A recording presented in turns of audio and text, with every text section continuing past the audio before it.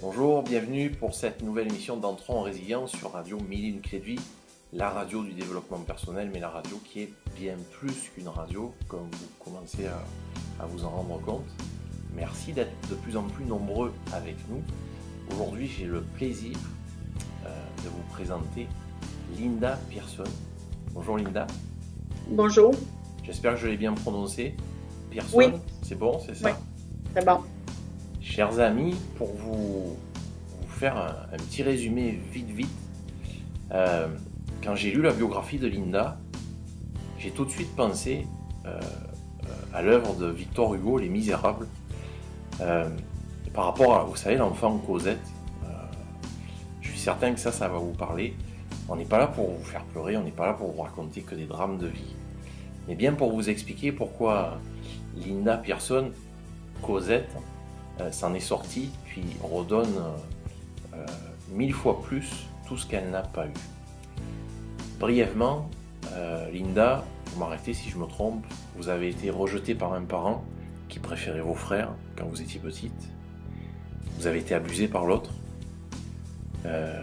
Vous avez connu des foyers d'accueil à la suite de ça. Oui. Ça a démarré fort votre vie, dites-moi là. Ça n'a pas été facile. Ouais. Ça n'a pas été facile. Avec les années, on apprend à travailler en travers de ça. Ouais. Vous aviez quel âge quand vous avez eu ce ressenti, là, cette impression que vous étiez rejeté en fait? Moi, j'ai commencé à ressentir ça, j'avais 9 ans. Ouais, d'accord. Donc on n'est pas 9 loin. ans, j'étais jeune enfant. Ouais. À 9 ans, vous étiez déjà en famille d'accueil? Non, en 9 ans, je n'étais pas en foyer d'accueil. J'ai tombé en foyer d'accueil, j'avais 12 ans à peu près. Ok. La première fois, quand j'ai été c'est pas un foyer d'accueil, c'était un parent à moi, un oncle, une tante qui m'ont pris chez eux, ils m'ont hébergé chez eux pour un laps de temps. Mm-hmm. Et après ça, j'ai retourné chez moi, puis à un moment donné, j'ai été placée dans un centre d'accueil. D'accord. Donc, parce que la fameuse tante là, dont on avait un peu discuté au travers de votre biographie, ça, c'était pas à la suite des familles d'accueil. C'était d'abord chez votre tante, puis après en centre. Ma tante qu'on a parlé dans mon biographie, cette tante-là, est arrivée, j'avais l'âge de 15 ans quand elle est arrivée. Quand je suis allée vivre chez elle en Ontario, j'avais 15 ans. D'accord, ok. L'Ontario, c'est une province du Québec, pour les gens qui nous écoutent de l'autre côté de l'Atlantique notamment, puisque vous êtes, je ne veux pas vous mettre de pression, je sais que vous êtes déjà nerveuse, mais vous êtes écoutée un petit peu partout au niveau de la francophonie mondiale. Puis des francophones, il y en a vraiment partout. On leur fait un coucou amical, mais des fois, c'est difficile de situer les lieux géographiques au niveau du Canada, et même de la province, quand on n'y vit pas comme vous et moi. Ça se passe comment, ces familles d'accueil successives avant d'arriver chez votre tante vers l'âge de 15 ans? Comment ça se fait que vous changez de famille d'accueil aussi souvent? Mais c'est que des fois, les centres jeunesse, ils nous retournent à la maison voir si ça va fonctionner ou pas. Quand ça ne fonctionne pas, ils nous retournent dans un autre centre. Moi, j'étais dans un centre avec des groupes et j'étais dans un centre où c'était un parent, un père, une mère qui prenaient des enfants en foyer d'accueil. J'ai eu l'occasion de connaître les deux. Les foyers avec plusieurs gens autour de nous en groupe. Puis j'ai eu le foyer d'accueil où on était juste 3-4 personnes ensemble. Ouais. J'ai vécu ça. On parle des années 60 à peu près, c'est ça? Dans les années 60 à peu près, oui. Ouais, ok. 70, 75, là, dans ces années-là. Ouais. Et je suppose qu'à chaque fois que vous reveniez d'une famille d'accueil pour refaire un essai, je peux appeler ça comme ça, chez vous, vous aviez l'espoir que ça se passe mieux. Bien sûr, j'aurais aimé ça, mais c'est pas la vie c'est pas ce qui m'a été donné. C'était pas le cas, ouais. Ah, c'était pas le cas. Puis le pompon, là, c'est quand vous arrivez donc chez cette tante à l'âge de 15 ans. Là, vous êtes dans la famille, pas dans une famille d'accueil, mais ça se passe pas très bien non plus. Je suis dans une grand-tante, parce que la tante en question, c'était la tante à ma mère. Mhm. Alors, c'était ma grand-tante. Et non, c'est pas comme dans un foyer d'accueil. Elle n'avait pas d'enfant à la maison. J'étais toute seule avec elle Ouais. et son auto. C'est tout. Et là, c'est assez rock'n'roll encore, c'est Ouais, ça? ben, c'était un petit peu alcoolique. C'était un petit peu alcoolique. Fait que j'étais pas mal à moi-même, pareil, à 15 ans, là. Ouais.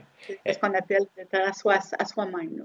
Est-ce que dans ces années-là, à 15 ans, euh, en tant que jeune adolescente, vous avez des droits, vous avez le droit de dire je veux pas rester ici, je préfère aller à telle ou telle place. Dans ces années, non. Dans ces années-là, non. Ok, Aujourd'hui, oui. Mais dans les années avant, non, on n'avait pas le choix d'aller où ce qu'ils nous envoyaient. ok. Au jour d'aujourd'hui, c'est 14 ans, je pense, l'âge à laquelle on peut décider. C'est 12 ans, je C'est crois, 12 maintenant. ans, ok. 12 ans maintenant. Ouais. Ce qui est probablement une bonne chose par rapport à votre époque. Oui, parce qu'il y a beaucoup de choses pareilles aujourd'hui dans les centres jeunesse ou quoi que ce soit, mais c'est une bonne chose que les enfants peuvent décider où ce qu'ils aimeraient aller dans un Ouais, centre. ouais, d'accord. Euh, à l'âge de 18 ans, vous vous mariez? C'est bien Oui, ça? ouais, à 18 ans, je me marie, j'ai mon premier époux et à 19 ans, j'ai eu ma première fille. J'ai tombé maman, j'ai eu une Étiez, petite fille. étiez-vous, félicitations, étiez-vous à 18, avant l'âge de 18 ans de vous marier ou de rencontrer celui qui allait devenir votre futur mari, étiez-vous encore chez votre tante à ce moment-là? Non, je suis venue vivre à Saint-Hyacinthe à l'âge de 17 ans et après ça, j'ai connu mon conjoint puis je m'ai mariée à 18 ans. D'accord. Et vous étiez autonome là, à 17 ans à Saint-Hyacinthe? Vous aviez On essaie votre... d'être autonome parce qu'avec la Ouais, vie qu'on a, on essaie d'être plus ouais, ouais. autonome. Vous étiez plus dans une famille d'accueil ou dans quelqu'un de votre famille, vous étiez avec votre propre Ben, logement? j'étais dans un foyer d'accueil, mais pas comme aussi strict parce que j'étais rendue quasiment à ma majorité. J'arrivais à ma majorité encore. J'arrivais proche de ma majorité. J'étais arrivée au foyer d'accueil, j'avais euh, comme au mois d'août, puis en octobre, je tombais à 18 ans. Fait que j'étais plus Ouais, libre d'accord. ces années-là. Ouais. C'était pas le mariage pour pouvoir quitter le domicile familial comme ça se faisait encore dans ces années-là. Ben moi, j'ai toujours dit que je marierais jamais un Québécois, puis finalement, j'ai marié un Québécois. Mais c'est correct. Non, j'ai eu des Ouais. belles années avec. J'en ai eu des mauvaises aussi, Mhm. mais c'est correct. Euh, pardon, je suis encore enroué un petit peu. Chers amis, vous l'aurez compris, je suis certain que vous faites la même réflexion que moi à l'heure actuelle. La plupart d'entre vous, comme moi, on n'a pas eu ce vécu et ces allers-retours dans différentes familles euh, dans nos premières années, là, 15-18 premières années. Euh, je suis très étonné du sourire et puis de ce que vous dégagez, même en parlant de cette partie de l'émission qui est consacrée, en première partie toujours, aux épreuves. On dirait que vous êtes en train de nous parler de vos dernières vacances. Alors, ça a l'air d'être très digéré et assimilé tout ça. J'ai travaillé très fort sur moi-même. J'ai vécu des choses. J'ai fait de la thérapie. J'ai fait beaucoup Ok, de choses pour m'en sortir. Si vous m'auriez poigné à v'là, 10 ans en arrière, peut-être que je vous parlerais en pleurant, mais j'ai réussi à dealer avec ça et faire une vie ah de ouais, moi-même, là, puis ok, à ok. apprendre à m'apprécier aussi parce que ta vie, à un moment donné, tu te dis, Ben oui. oh, je vaux pas grand-chose, mais tu viens t'apprendre à t'aimer Ouais, aussi, là. ouais. Petite parenthèse, pogné, là, toujours pareil pour les gens qui sont pas à Québec, c'est vous m'auriez connu. Quand on dit vous m'auriez pogné à cette époque-là, c'est pas pogné par par par le col attrapé. Ok. On est très content hein, de vous parler aujourd'hui, effectivement, parce qu'on n'aurait peut-être pas pu faire l'émission à cette époque-là. D'abord parce que j'étais pas animateur, puis ensuite vous étiez en plein dans vos épreuves. Vous n'étiez pas dans la partie où vous avez su et pu renaître suite à ces épreuves-là. En parlant d'épreuves, puis là, je veux surtout pas vous montrer du doigt avec ce genre de questions, mais il n'y a pas eu un mariage, il y a eu deux mariages. Un deuxième mariage, puis pour faire une histoire courte, ouais, les deux, ça n'a pas été un franc succès. C'est ça? C'est ça. Les deux n'ont pas été un grand succès, non. Euh, et là, par contre, ça va parler à je suis sur plein de gens. Euh, Quand on vit deux échecs quelque part, là, ou en tout cas on passe au travers de deux mariages, puis on a le courage, ce qui a été le vôtre aussi, de passer à autre chose. J'ai une question percutante qui me vient pour vous, là. Euh, Qu'est-ce que vous diriez, avec votre vécu surtout, là, aux gens qui disent souvent ouah, on s'attire les relations qu'on recherche, ou pire, qu'on mérite. Moi, je pense pas qu'on cherche des relations qu'on mérite. Hmm. Des fois, c'est les inconstances, je sais pas comment le dire comme il faut, là. Euh, c'est juste que des fois, tu connais une personne, puis tu penses que c'est la bonne personne, puis finalement, tu apprends un jour que c'est pas la bonne personne, mais tu les choisis pas. C'est la vie qui est faite comme ça, et il faut pas dire tout le temps qu'on choisit les personnes pour se faire mépriser ou se faire maganer ou quoi que ce soit. Il y a toujours un moyen de s'en sortir Mhm. dessus pour pas que ça l'arrive encore, là.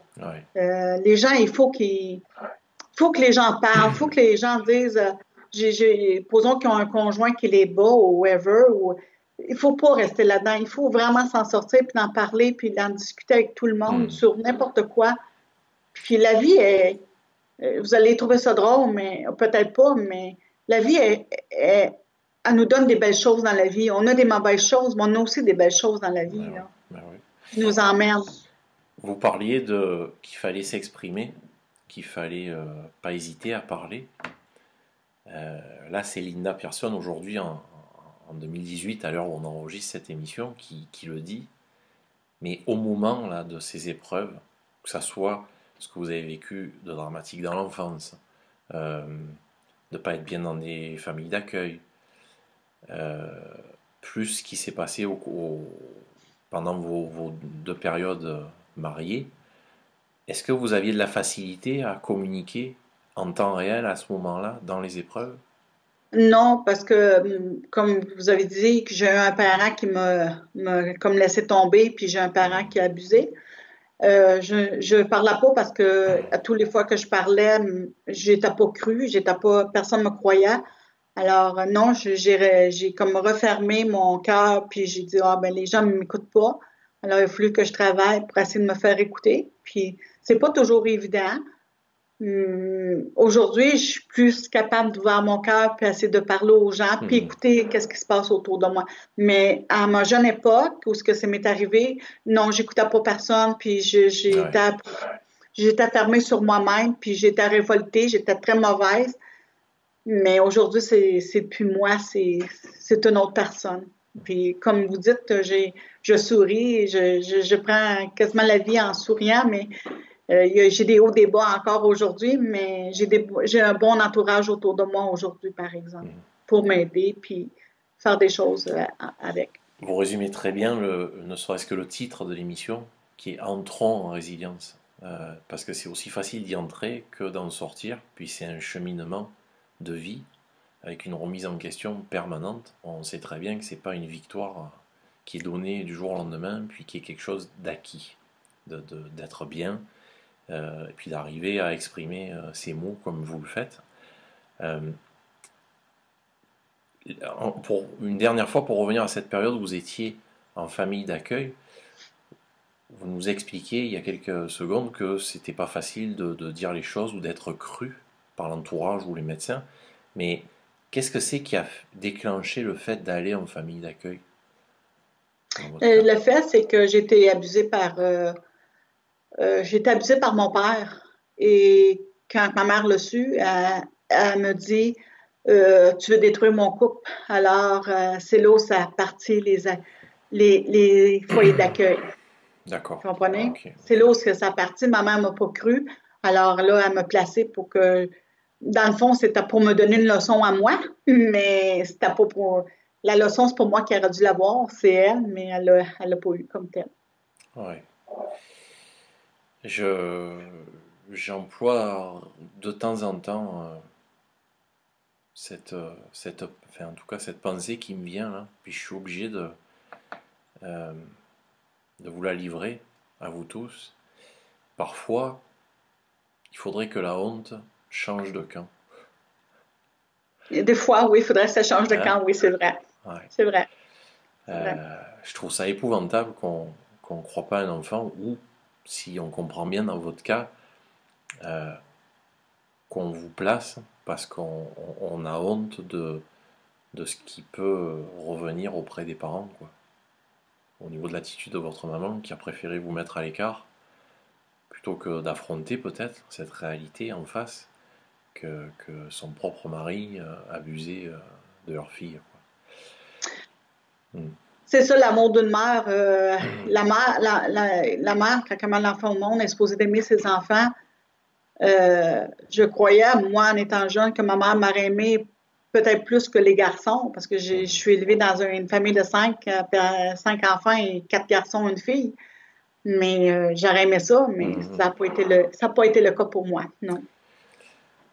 Vous mettez l'accent sur quelque chose de très important, dont on parle d'ailleurs de plus en plus. Il y a une grosse différence entre être, on va prendre le cas d'une mère, mais ça peut s'appliquer à un père aussi, hein, mais il y a une grosse différence entre être une mère et être une maman. Oui, Euh, effectivement.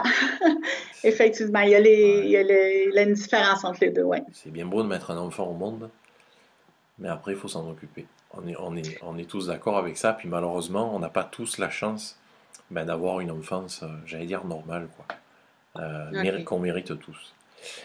Euh, donc clairement, ces deux mariages, euh, pour Je vais vous, clarifier. J'ai ouais, été mariée une fois en conjoint de fait. oui, d'accord, C'est pas deux mariages. C'est comme deux ouais, mariages, mais je suis pas mariée. C'est ouais, conjoint de fait et un mariage. d'accord. Mais deux histoires Juste d'amour qui clarifier. ont pas, où les routes ont pris des directions différentes, on va dire, C'est ça. entre vous et vos deux conjoints, mariés ou C'est pas. ça. Non, non, c'est correct.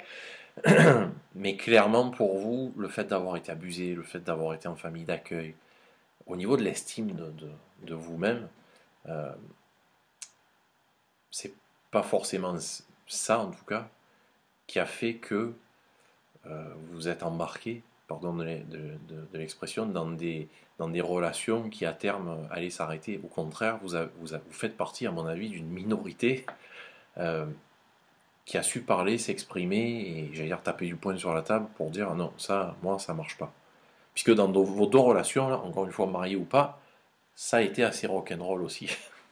Oui, sauf que au moment où ce que tu trouves, comme moi, j'ai eu deux relations, mais souvent, je pense qu'on se cherche à un moment donné Ouais. parce que quand tu tombes adulte, tu as des conjoints, mais tu te cherches dans ça, voir si tu as Mm. une bonne personne, une bonne, tu sais, Ouais, je c'est pas comprends. nécessairement. Et souvent, comment que je pourrais me dire ça? La personne qui est un peu contrôleur ou capable de détecter, qu'on appelle Mm. le mot détecter, il peut savoir qu'il peut te manipuler ou te contrôler de façon générale, fait que tu es comme pas Ouais. nécessairement adulte Mm. complètement pour te dire non, c'est fini, je veux pas ça. Mm.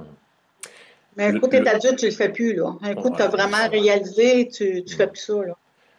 Le bon côté d'avoir été en famille d'accueil, d'avoir votre parcours, on le sait très bien, hein, ce sont souvent les gens qui ont souffert, qui ont une grande ouverture vers les autres, qui sont énormément dans les relations d'aide, notamment. C'est qu'après avoir été en famille d'accueil, chers amis, Linda Pearson, on peut y voir une relation de cause à effet. Linda Pearson est devenue elle-même famille d'accueil. C'est bien ça, Linda? C'est ça. Je suis famille d'accueil d'une petite fille de 9 ans, oui. Ok. Je l'ai depuis qu'elle est bébé. Félicitations. Ça vous est venu de manière naturelle, ça? C'est quelqu'un qui vous l'a proposé? Euh, c'est, euh, ça se trouve ma petite nièce. D'accord. C'est que sa mère, c'est ma nièce, Ouais. et ça, c'est ma petite nièce. Ok. Je suppose il y a des lois, il y a des juges. On ne devient pas famille d'accueil comme ça du jour au lendemain. Non, sauf que ma nièce a demandé que je sois famille d'accueil. Ok. Et le jour où ce qu'ils m'ont demandé, j'étais pas ici, j'étais en Nouvelle-Écosse. Mhm. Et j'étais en chemin de retour pour m'en revenir. Et j'ai dit non, je voulais pas être famille d'accueil, je voulais pas avoir d'enfants à la maison parce que j'ai eu Caroline, j'ai eu mon enfant, j'avais 46 ans quand elle est rentrée dans ma vie. Mhm. Alors, mes enfants sont déjà majeurs et grands et vaccinés. Oui, on rappelle que vous avez 2 filles dans la trentaine à peu près, là. C'est ça? J'ai une fille de 36 et 32 ans. Ouais. Vous aviez déjà fait votre job de maman, on va dire. J'avais déjà fait ma job de maman, oui, c'est ça. Ok. Et les centres jeunesse m'ont appelé pour voir si je la voulais. Ouais. Et j'avais dit non. Et je revenais de Nouvelle-Écosse. Ils m'ont rappelé quand je suis arrivée. Et le matin, je m'ai présentée à la cour. Et le juge a dit, Madame Pearson, allez la voir, elle est seule à l'hôpital et Mhm. vous allez voir qu'est-ce qui va se passer. Puis j'ai tombé en amour avec et je Ah l'ai ouais. gardée. Je l'ai gardée. Mais en même temps, qui de mieux pour accueillir un enfant dans sa famille que quelqu'un qui sait exactement ce que ça fait d'être en famille d'accueil. Donc, on n'a aucun doute que cet enfant-là doit être choyé. Surtout, en plus, vous êtes grand-mère, je crois, également, hein? Ouais, deux petits-enfants, une petite fille et un petit garçon. Bon, bah, vous êtes pas mal dans le sujet de Ils sont de la l'éducation. même âge ils sont de la même âge que ma fille. Ah oui, ok. Bon. Ils sont de la même âge. Euh, Est-ce que maintenant, avec ce rayon supplémentaire de soleil qui est votre... Je ne sais pas si on peut l'appeler comme votre fille adoptive, puisque là, c'est encore des procédures peut-être à venir, mais en tout cas, vous avez eu la tutelle officielle, on vous a confié je La sais pas garde si on dit légale. comme ça, la garde légale de cette troisième fille, quelque part, là. Oh, ouais, ouais. Euh, Est-ce que, sans rentrer dans les détails de votre vie privée actuelle, mais que ça soit au niveau des amis ou autres relations, est-ce que c'est ce rayon de soleil supplémentaire, puis votre avancée, là, le fait d'avoir réussi à renaître après vos épreuves personnelles, euh, ça a changé quelque chose dans la manière dont vous choisissez vos relations ou qu'est-ce que vous mettez autour de vous là? Vous savez, est-ce que vous êtes plus sélective entre guillemets? Est-ce que vous êtes plus sûr de vous, de ce que vous voulez? Oui, parce que je suis plus toute seule. J'ai quelqu'un à protéger et à me protéger aussi. Alors, oui, il faut choisir vraiment les amis et les gens autour de nous, là. Ouais. Mais j'ai des bons amis autour de moi. J'ai des amis, ça fait quasiment 30 ans, 40 ans que j'ai autour de moi. J'ai d'autres nouveaux amis qui sont rentrés dans ma vie, ça fait pas longtemps. Mhm. Mais, en guillemets, ben, j'ai pas de conjoint, je vis seule avec elle depuis 9 ans. J'ai pas de conjoint, je vis seule avec elle Bon, depuis 9 ans. messieurs qui nous écoutez, je Non, plaisante, c'est pas une prise. je plaisante. C'est pas une prise. On n'est Non, pas là pour ça, voyons. non, non, non, non. Euh, c'est assez merveilleux votre histoire.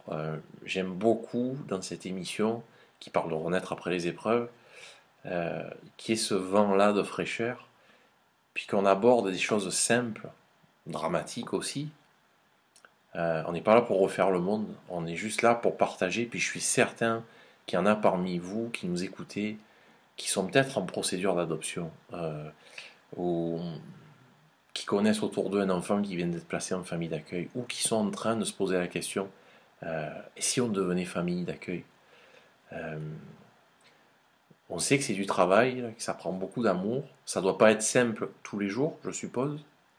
Non, mais il faut pas le regretter. Il faut vraiment de tout donner, qu'est-ce qu'on est capable de donner à l'enfant. Puis pas oublier ceux qui sont autour de nous, les autres enfants, mais il faut vraiment l'aimer comme si ce serait notre propre enfant. Ouais. Même si c'est est en foyer d'accueil avec nous, avec faut l'aimer comme si ce serait notre propre enfant parce qu'il a besoin de tout ça, il a besoin de Mhm. l'attention, il a besoin de l'amour, il a besoin de la sécurité, il a besoin de beaucoup de choses quand ils sont placés en foyer d'accueil. Puis ça, c'est beaucoup important pour un enfant. Puis si les gens font ça, qui prennent des enfants en foyer d'accueil, ils vont voir comment ils vont trouver des merveilles dans ces enfants-là, qui vont leur sortir des belles choses. Mhm. J'ai une question là, mais c'est parce que je serais incapable de faire ce que vous faites. Ben là, c'est différent parce que votre troisième fille, on va dire, maintenant, elle est avec vous à temps plein, puis vous savez qu'elle ne repartira pas. Bon.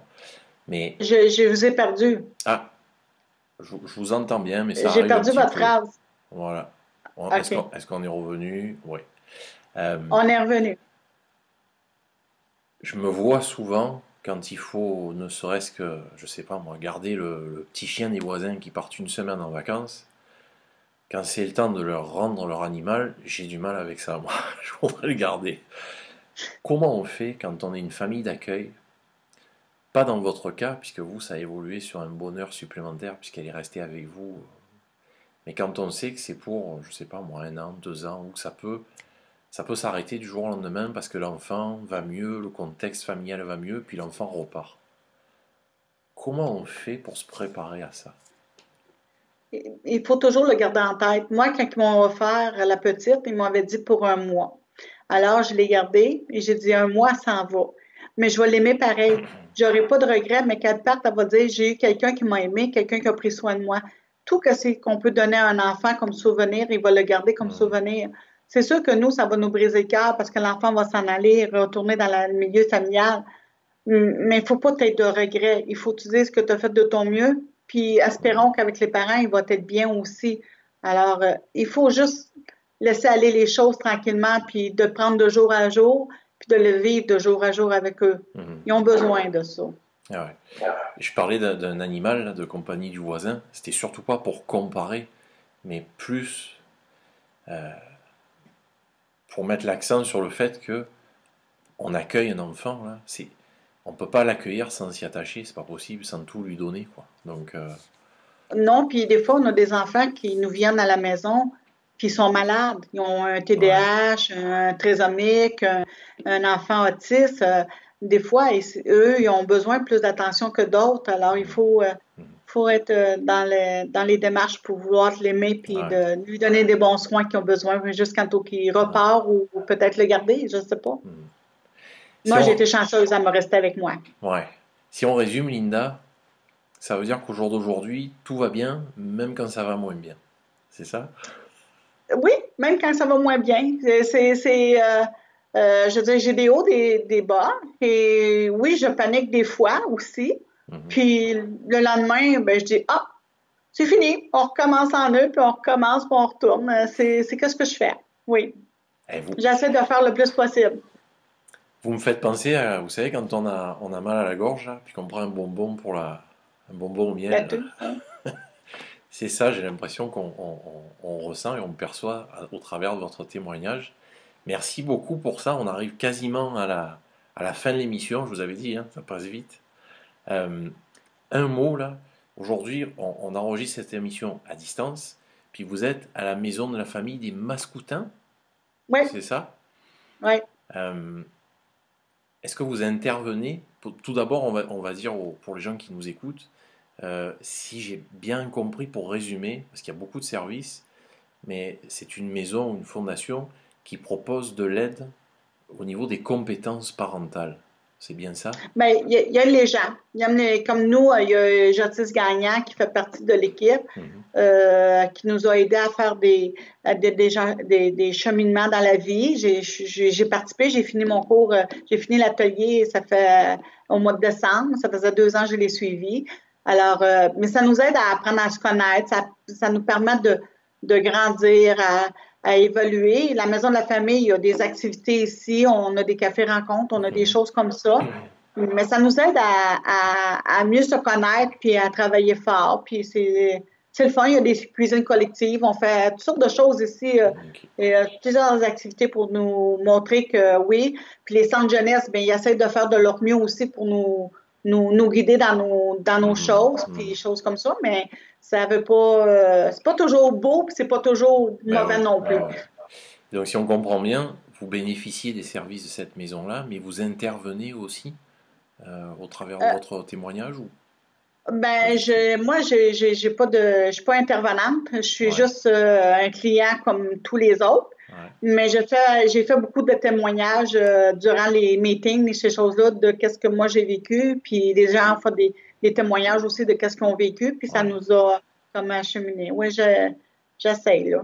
Ben, en tout cas, on est bien content parce que quelque part, vous êtes leur porte-parole aujourd'hui, même si on salue Nathalie Kaya qui a géré cette mise en relation entre vous et nous aujourd'hui.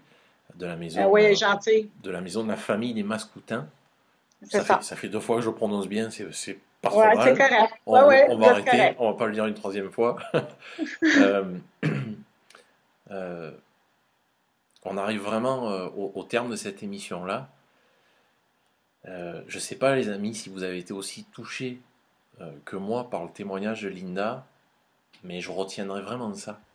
Euh, les différences depuis des années, puis c'est toujours actuel, entre être une mère et une maman, entre être un père et un papa, euh, sur l'importance de la notion d'être un parent à part entière. Voilà. Alors prenons soin de nos enfants, parce qu'on ne fait que leur emprunter la planète. Et puis Linda, il me reste à vous remercier énormément pour votre témoignage aujourd'hui. De rien. Ça fait plaisir. Puis je me dis qu'on va peut-être avoir une autre émission plus par rapport à la maison de la famille. Allez, encore une fois, des mascoutins, c'est bon, j'arrive. Tout va bien. C'est bon. Merci C'est bon. beaucoup. De rien, ça fait plaisir. Quant à nous, chers amis, on se retrouve la semaine prochaine pour une nouvelle émission d'Entrons en Résilience. Au revoir tout le monde. Merci. Bye bye.